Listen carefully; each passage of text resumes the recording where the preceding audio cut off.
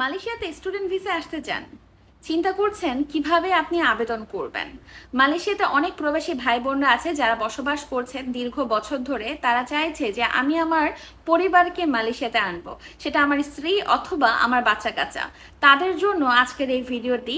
এছাড়া যারা দেশ থেকে, বাংলাদেশ থেকে আমার ভিডিওটি দেখছেন, আপনারাও চাইলে খুব সহজে আমার মাধ্যমে মালয়েশিয়াতে আসার জন্য, উচ্চশিক্ষায় নিজেকে শিক্ষিত করার জন্য, অথবা আপনার যদি চিন্তা ভাবনা থাকে যে মালয়েশিয়া থেকে আমি ভালো একটা গ্র্যাজুয়েশন কমপ্লিট করে ইউরোপের যে কোনো দেশে খুব সহজে মুভ করব, তাহলে আপনার আবেদন করার জন্য যে যে নিয়মগুলো প্রয়োজন সেগুলো আজকের এই ভিডিওতে আমি বিস্তারিত ক্লিয়ার করে দেব।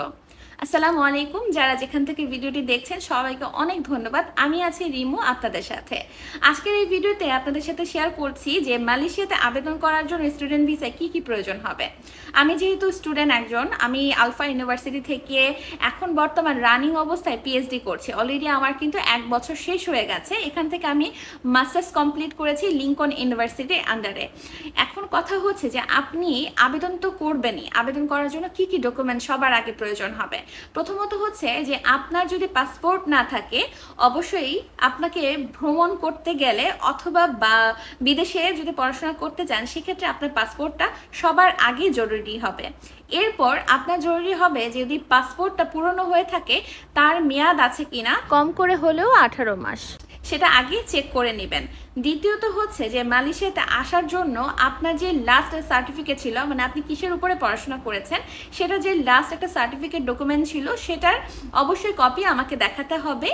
এবং আপনার সিজিপিএ কত ছিল, আপনার রেজাল্ট কত ছিল, সেই রেজাল্টটা অবশ্যই আপনি আমাকে জানাবেন। কিসের উপরে আপনি পড়াশোনা করতে চাচ্ছেন, মাস্টার্সের উপরে পড়াশোনা করতে চাচ্ছেন, নাকি হচ্ছে আপনি ডিপ্লোমা করতে চাচ্ছেন, নাকি হচ্ছে আপনি পিএইচডি করবেন, নাকি অনার্স করবেন।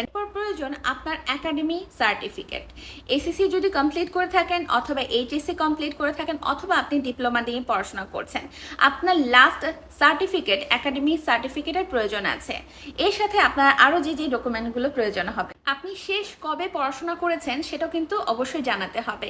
সেই সাথে আপনার কোন লেভেল পর্যন্ত পড়াশোনা ছিল সেটাও আপনাকে জানাতে হবে। এরপর হচ্ছে কাজের অভিজ্ঞতা আছে কিনা। যদি আপনি চান যে আমি মালয়েশিয়াতে এসে পড়াশোনার পাশাপাশি কাজ করতে চাই, তাহলে সেই অভিজ্ঞতাও আপনি শেয়ার করতে পারেন। যদিও এরকম হয় যে অনেকে আছে যে পড়াশোনা করার ক্ষেত্রে অনেক বছরের গ্যাপ হয়ে গেছে, সেক্ষেত্রে আপনি কোথায় কাজ করেছেন সেই কাজের একটা অভিজ্ঞতা লাগবে, এবং সেই কাজের একটা লিখিত সপ্তাহিত করা একটা ডকুমেন্টের প্রয়োজন হবে। আপনার গ্যাপ কেন হয়েছে সেটার একটা যুক্তিযুক্ত একটা তথ্য শেয়ার করতে হবে। আপনার স্টুডেন্ট ভিসায় আবেদন করার জন্য সিজিপিএ অথবা জিপিএ কত লাগবে, সেক্ষেত্রে 2.5 হলে আপনি আবেদন করতে পারবেন। 3 যদি হয় অথবা এর বেশি হয়, তাহলে আপনি ভালো একটা ইউনিভার্সিটিতে সুযোগ পাচ্ছেন, স্কলারশিপ নিয়ে পড়াশোনা করতে পারবেন। অনেক ক্ষেত্রে 2 পয়েন্ট হলেও কিছু কিছু ইউনিভার্সিটি সেটা অ্যালাউ করে, বাট সব ইউনিভার্সিটিতে ভালো একটা সুযোগ পাওয়া যায় না। অনেকেই আছে জিজ্ঞেস করতে পারেন যে টিউশন ফি কত। টিউশন ফি আপনার সাধ্য অনুযায়ী আমরা এক একটা ইউনিভার্সিটি সিলেক্ট করে দিব আপনার পছন্দের সাবজেক্ট অনুযায়ী। এক একটা ইউনিভার্সিটি এক একটা সাবজেক্টের এক একটা খরচ থাকে, সব খরচ কিন্তু একই রকম হয় না। অনেকে আছে যারা হচ্ছে স্কুল ভিসায় বাচ্চাদেরকে এনে মালয়েশিয়াতে বসবাস করতে চাচ্ছে অথবা এখানে রাখতে যাচ্ছে, তাদের ক্ষেত্রে খরচটা আলাদা।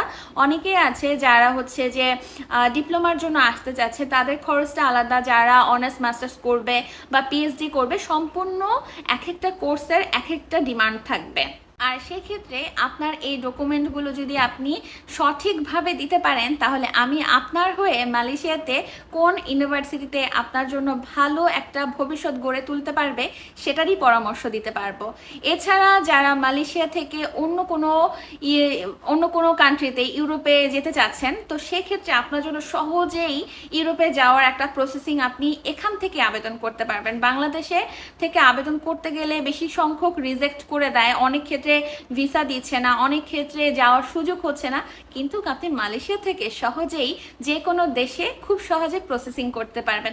এটা আপনার জন্য একটা ভালো একটা সুযোগ হবে। আরেকটা পাশাপাশি যদি আপনার এখানে একটা ভালো একটা উচ্চশিক্ষার রেজাল্ট থাকে, তাহলে তো আর কোনো কথাই নেই, আপনি খুব সহজে আপনার পছন্দের যে কোনো ইউরোপে মুভ করতে পারবেন। আপনার কোর্সটা কমপ্লিট হওয়ার পরপরই আবেদন করতে পারবেন। আর আপনি যদি চান যে আমার মাধ্যমে মালয়েশিয়াতে এসে পড়াশোনা করবেন অথবা বসবাস করবেন, যেহেতু বাচ্চা নিয়ে, বা প্রবাসে অনেক ভাই বোনরা আছেন যারা আবেদন করবেন চিন্তা ভাবনা করেছেন, আমি বলবো যখনই আপনি আমার মাধ্যমেও যদি আবেদন করেন, অবশ্যই প্রত্যেকটা ডকুমেন্ট আপনি জাস্টিফাই করবেন আমি আপনার জন্য কতটা সত্যতা নিয়ে কাজ করছি এবং আপনার কাজগুলো সঠিক কিভাবে করে দিচ্ছি সেগুলো আপনি যে কোনো মাধ্যম থেকে আপনি জাস্টিফাই করে নিতে পারবেন। আরেকটা বিষয় বলবো যে বর্তমানে মালয়েশিয়ায় অথবা যে কোনো জায়গায় ভুয়া কিছু এজেন্সি আছে যারা কিন্তু নানা ধরনের অফার, নানা ধরনের কথাবার্তা বলে আপনাদের এই যে কষ্ট করা, যে উপার্জন করা অর্থ আপনি বিশ্বাসের সাথে তার হাতে তুলে দিবেন, সেখানে হতে পারে যে আপনার টাকাটা সে মেরে দিল। আপনি যদি কোনোভাবে জাস্টিফাই করার সুযোগ কোথাও না পেয়ে থাকেন, তাহলে বলবো সেখানে আপনার মূল্যবান টাকাগুলো বিসর্জন দেবেন না। যেখানে আপনাকে বলবে যে আপনি আমার ডকুমেন্টগুলো যাচাই বাছাই করে তারপর আপনি আপনার কষ্টের টাকাগুলো জমা দিয়ে মালয়েশিয়াতে পাড়ি জমাবেন, তাহলে আপনি সেটা যে কোনো এজেন্সির মাধ্যমেই আবেদন করবেন। সেটার পরামর্শ আমার কাছ থেকে আপনাদের জন্য রইল। যারা মালয়েশিয়াতে আসার জন্য আমার মাধ্যমে প্রসেসিং করতে চাচ্ছেন, তাদের জন্য স্ক্রিনে দেওয়া এই নাম্বারটিতেই আপনারা খুব সহজে যোগাযোগ করতে পারবেন আমার সাথে। আমি আপনাদের সাথে কথা বলবো এবং সম্পূর্ণ ক্লিয়ার করব যা যা প্রশ্ন আপনাদের থাকবে এই মালয়েশিয়াতে স্টুডেন্ট ভিসায় আসার জন্য। আপনার সঠিক সিদ্ধান্ত আপনার সুন্দর ভবিষ্যৎ গড়ে ওঠার জন্য যথেষ্ট। ভালো থাকুন সবাই যে যেখান থেকে ভিডিওটি দেখেছেন। আসসালামু আলাইকুম রহমতুল্লাহি ওয়া বারাকাতুহু।